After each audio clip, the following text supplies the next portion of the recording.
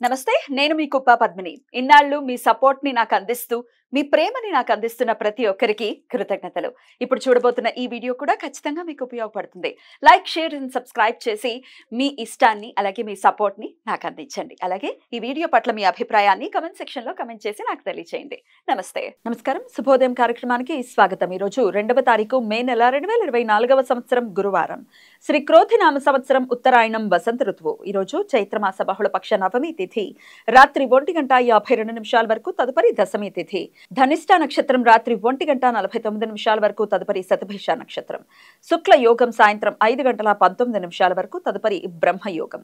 తైతిల కరణం మధ్యాహ్నం 2:59 వరకు, గరజ కరణం రాత్రి 1:52 వరకు, తదుపరి వణిజ కరణం ఉంటాయి.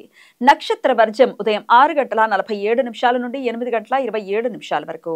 అమృతకాలం సాయంత్రం 4 గంటల నుండి 5:31 వరకు. హైదరాబాద్ ప్రాంతం వారికి సూర్యోదయం ఉదయం 5:50 సూర్యాస్తమయం సాయంత్రం 6:37.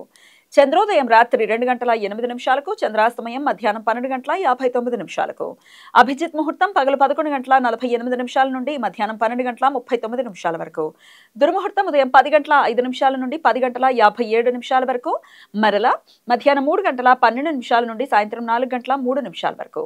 రాహుకాలం మధ్యాహ్నం 1:49 నుండి 3:25 వరకు. గుళిక కాలం ఉదయం 9:01 నుండి 10:37 వరకు. యమగండం ఉదయం 5:50 నుండి ఉదయం 7:26 వరకు. ఈ రోజు మధ్యాహ్నం 2:32 నుండి అశుభ ధనిష్ట పంచకాల సమయం ప్రారంభమవుతుంది. చంద్రుడు కుంభమీన రాశులలో అంటే ధనిష్ట 3-4 పాదాలు, శతభిషం, పూర్వభాద్ర, ఉత్తరాభాద్ర, రేవతి నక్షత్రాలలో సంచరించే కాలాన్ని ధనిష్ట పంచకాలు అని పిలుస్తారు. ఈ సమయంలో శుభకార్యాలు చేయటం అనుకూలం కాదు అని ఉత్తర భారత శాస్త్రకారుల నమ్మకం. తెలుగు ప్రాంతాలలో అశౌచ విషయాలలో మాత్రమే ధనిష్ట పంచకాలకి ప్రాధాన్యత ఇస్తారు. వైద్యుతి పర్వకాలం, వైద్యుతి మహాపాతకాలం ఈ రోజు సాయంత్రం 6:55 నుండి రాత్రి 11:14 వరకు ఉంటుంది. రవి చంద్ర గ్రహాల మధ్య ప్యారలల్ ఆస్పెక్ట్. రవి గ్రహ క్రాంతి ఉత్తరం వైపు, చంద్రగ్రహ క్రాంతి దక్షిణం వైపు ఒకే 15:40 చేరుకోవడంతో ఈ రోజు రాత్రి 9:04 ఇది ఏర్పడుతుంది. మహాపాత కాలాల్లో ఉపాసనా మంత్రాలు జపించడానికి, అనుష్ఠానాలు చేయటానికి, ధ్యానం చేయటానికి, నూతన మంత్రోపదేశం తీసుకోవటానికి అత్యంత అనుకూలం.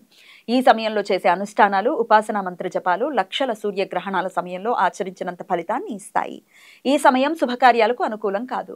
ఈ సమాచారాన్ని మనకు అందించిన వారు మేడికొండూరు విశ్వనాథ్ ప్రసాద్ గారు. ఆయనకు కృతజ్ఞతల్ని తెలియజేస్తూ నారాయణ స్మరణతో సమస్త సన్మంగళాన్ని భవంతు. నమస్కారం.